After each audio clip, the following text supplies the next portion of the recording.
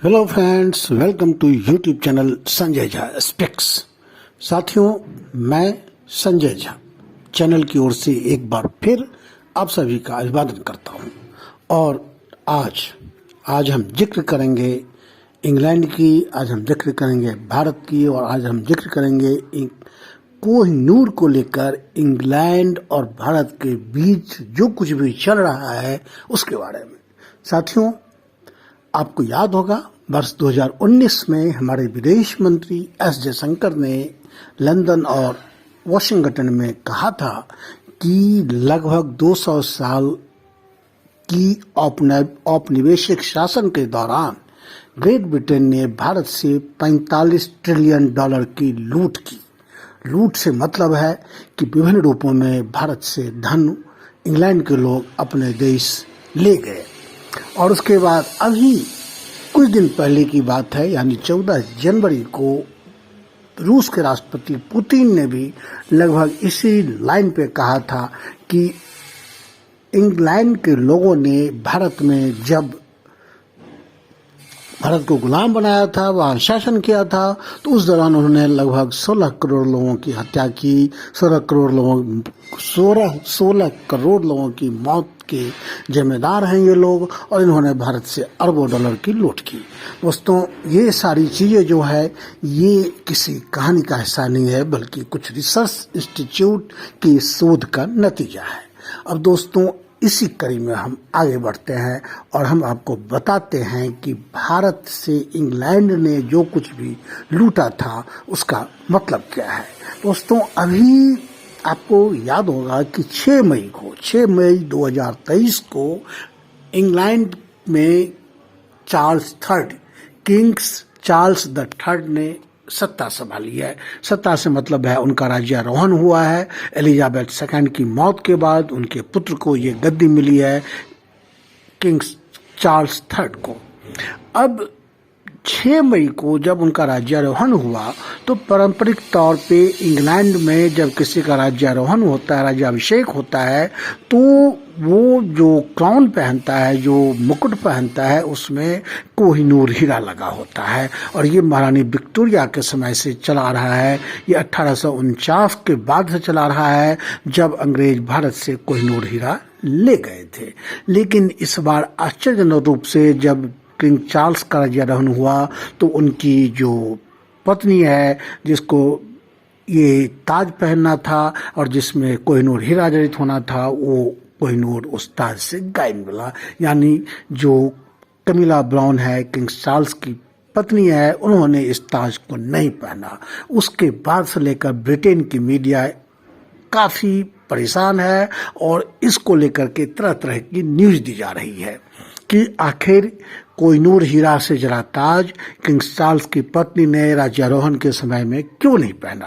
दोस्तों, वैसे तो जो कहा गया है वो ये कि इन्होंने कैमिला पार्कर ब्राउन ने अपनी सास क्वीन में की जो ताज है वो पहनना ज़्यादा उचित समझा। लेकिन इसके पीछे की जो कहानी है वो ये है कि भारत सरकार ने अब इंग्लैंड पे दबाव बना दिया है कि ये कोहिनूर हीरा हमको वापस करो।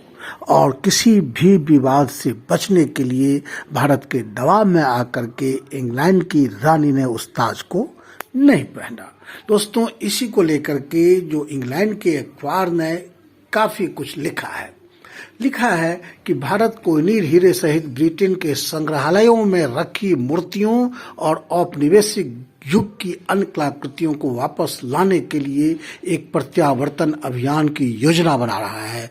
जाहिर शनिवार को, ये पिछले दिनों की बात है, कि British media report the daily telegraph ने दावा किया है, ये अखबार है, इसने दावा किया है कि यह मुद्दा नरेंद्र मोदी के नेतृत्व वाली सरकार की प्राथमिकताओं में से एक है। यानी मोदी सरकार चाहती है कि इंग्लैंड वो सारी चीजें वापस करे जो औपनिवेशिक काल में उसने भारत से इंग्लैंड जो वो लोग ले गए थे।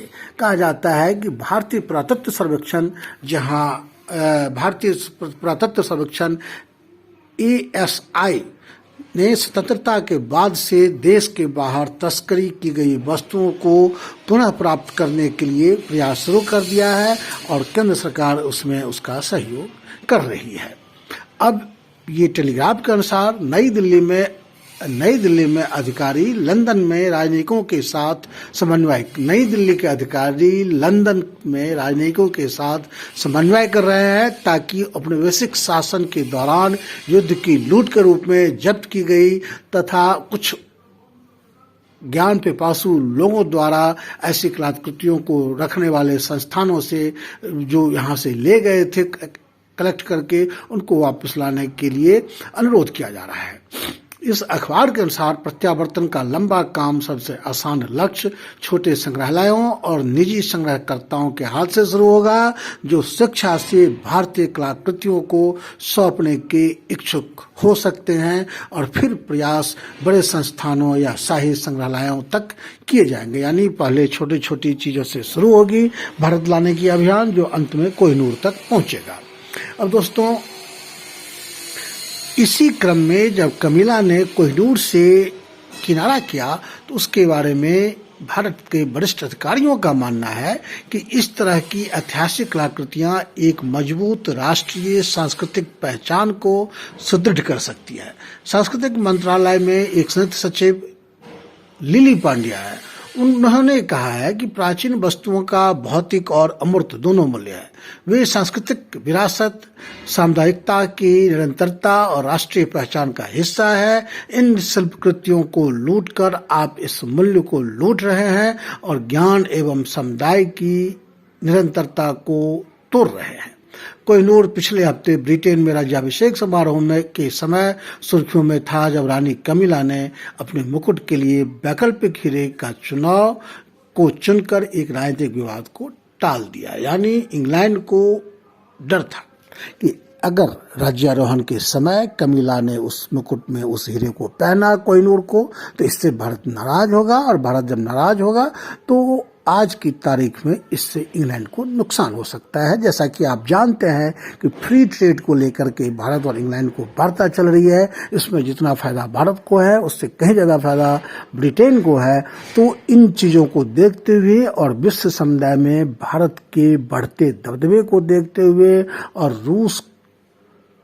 इंग्लैंड के प्रति रूस की नाराजगी को देखते हुए और इसमें भारत की संभावित भूमिका को देखते हुए इंग्लैंड ने फिलहाल कोहिनूर को विवाद से बाहर रखने का निर्णय लिया है।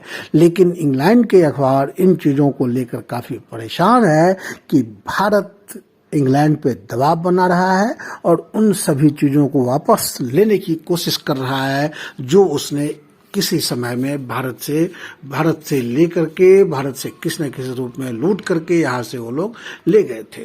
दोस्तों, एक केवल सिर्फ ये कोहिनूर की ही बात नहीं है, ब्रिटेन में जो अगर कोहिनूर की ही बात नहीं है, ऐसे कई चीजें हैं जैसे टिप्पू सुल्तान की तलवार है, टिप्पू सुल्तान का सोने का सिर है, टिप्पू सुल्तान का मुकुट है, टिप्पू सुल्तान का सिंहासन है। ऐसे कई चीजें हैं जो इंग्लैंड में है। कॉस्ट ऑफ द क्राउन से इसने एक रिपोर्ट है, इस रिपोर्ट का नाम है कॉस्ट ऑफ द क्राउन। श्रृंखला के हिस्से के रूप में द गार्डियन अखबार ने लिखा कि महाराजा चार्ल्स तृतीय की ताजपोशी से पहले ब्रिटिश शाही परिवार की संपत्ति, और ये गार्डियन ने महाराजा चार्ल्स थर्ड की जो ताजपोशी हुई है उससे पहले उसने ब्रिटिश क्राउन की प्रॉपर्टी का एक आकलन किया है।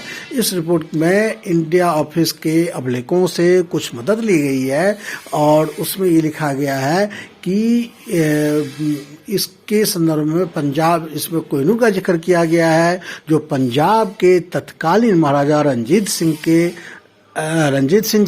के पौत्र दिलीप सिंह ने भेंट किया था। उसके अलावा उस प्रॉपर्टी में, क्राउन की प्रॉपर्टी में ये भी उल्लेख हुआ है कि महाराजा रंजीत सिंह के अस्तबल में घोड़ों को सजाने के लिए इस्तेमाल किए जाने वाला एक पन्ना जड़ित सोने की बेल्ट है जो भी महाराजा चार्ल्स के शाही संग्रहालय का हिस्सा है। अखबार के अनुसार 1912 की रिपोर्ट के हवाले से अखबार ने लिखा है कि चार्ल्स के शाही संग्रह में शामिल बेल्ट सहित अनमोल रत्न जीत की वस्तु के रूप में भारत से लाए गए और बाद में महारानी विक्टोरिया को ये चीजें दी गई। इसमें कहा गया कि ब्रिटिश शाहीग्राहन के रूप में ये सारी चीजें हैं जो अब भारत सरकार दबाव बना रहा है कि अब ये मुझे वापस करो। अब देखना यह है कि भारत का जो प्रभाव बढ़ रहा है अंतर्राष्ट्रीय स्तर पे, उसमें क्या ये सारी चीजें भारत को मिल पाती है या नहीं। दोस्तों, अगर ठीक से देखें तो सिर्फ भारत ही नहीं, इंग्लैंड ने उन कई सारी चीज़ों पे अपना अधिकार जमा रखा है जो दरअसल उसका है नहीं। इसमें ग्रीस की कई सारे जो है, ग्रीस के जो पौराणिक काल के जो में देवता हुआ करते थे, उनसे संबंधित कई वस्तुएं हैं जो अभी ब्रिटेन के संग्रहालय में है। इसी तरह से मिस्र के कई महत्वपूर्ण, कीमती और अनमोल वस्तु ब्रिटिश के संग्रहालय में है। बहरहाल ब्रिटेन ने मिस्र और ग्रीस को उनकी चीज़ें वापस करने से तो साफ मना कर दिया है, लेकिन भारत को ऐसा नहीं कहा गया है कि मैं आपका कोई नोट नहीं दूंगा। फिलहाल इस पर ब्रिटिश सरकार ने चुप्पी साध रखी है। अब देखते हैं कि इस पे आगे ब्रिटेन का क्या रुख होता है और भारत का क्या रुख होता है। दोस्तों, आज के बुलेटिन में इतना ही। फिर बहुत जल्द हम किसी नए विषय वस्तु के साथ आपके सामने हाजिर होंगे। तब तक के लिए आप मुझे इजाज़त दीजिए। Thank you. हमने कुछ स्क्रीनशॉट शेयर किए हैं जिससे चीज़ों को समझने में आपको आसानी होगी। आपका दिन शुभ हो। जय हिंद।